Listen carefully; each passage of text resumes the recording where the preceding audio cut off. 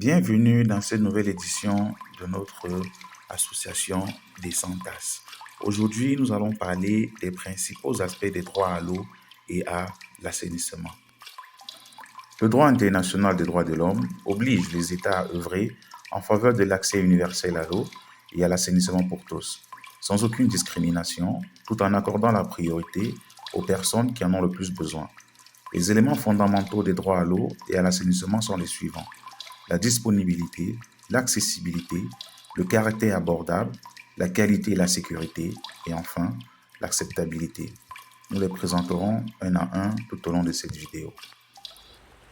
Comme premier principe fondamental, nous avons l'acceptabilité. Ici, tous les équipements et services doivent être culturellement acceptables et appropriés et tenir compte du genre, du cycle de vie et de la vie privée. Ceci dit, tout individu, toute personne a droit à l'eau, peu importe qu'il soit une femme ou un homme, un enfant ou une personne âgée. Alors, le deuxième principe, ce sera la qualité et la sécurité de l'eau. C'est-à-dire que l'eau destinée à des usages personnels et domestiques doit être salubre et donc exempte de microbes, de substances chimiques et de risques radiologiques qui constituent une menace pour la santé. On parle bien ici d'une pollution de l'eau. Ainsi, toute eau à usage personnel ne doit pas avoir de microbes ni de substances radiologiques. Elle doit être de très bonne qualité et de très bonne sécurité. Le caractère abordable. Les services d'approvisionnement en eau doivent être abordables pour tous. Personne ni aucun groupe de population ne devrait être privé de l'accès à l'eau au motif qu'il ne peut pas se le permettre financièrement. C'est-à-dire quoi? C'est-à-dire que l'eau, c'est la vie.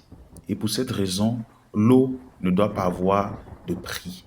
L'eau doit être abordable pour tous, afin que nul ne manque de l'eau, peu importe sa classe sociale, qu'il soit riche ou pauvre. L'eau doit être accessible à tous. Oui, très souvent, il faut entretenir le matériel qui permet d'avoir de l'eau. Alors là, il faudrait que le montant demandé aux populations pour avoir accès à cette eau soit vraiment accessible pour cette population-là. Ce qui nous amène au prochain principe qui est l'accessibilité. Ce principe veut dire que l'eau et les installations d'assainissement doivent être accessibles physiquement et sans danger pour toutes les couches de la population, en tenant compte des besoins de groupes particuliers, notamment les personnes handicapées, les femmes, les enfants et les personnes âgées. L'eau doit être accessible à tous de manière physique, c'est-à-dire que personnellement ou individuellement, chaque être humain peut se rendre justement au lieu où se trouve de l'eau sans un danger. Nous finirons donc avec le principe de disponibilité. L'eau disponible pour chaque personne doit être suffisante et constante pour les usages personnels et domestiques, à savoir la boisson, le lavage du linge, la préparation des aliments, ainsi que l'hygiène personnelle et domestique. De l'eau suffisante, c'est-à-dire de l'eau en quantité, à profusion, pour que tout être puisse en disposer, aussi bien pour en boire, pour faire sa lessive, pour faire sa vaisselle, pour faire sa cuisson et enfin faire son bain corporel.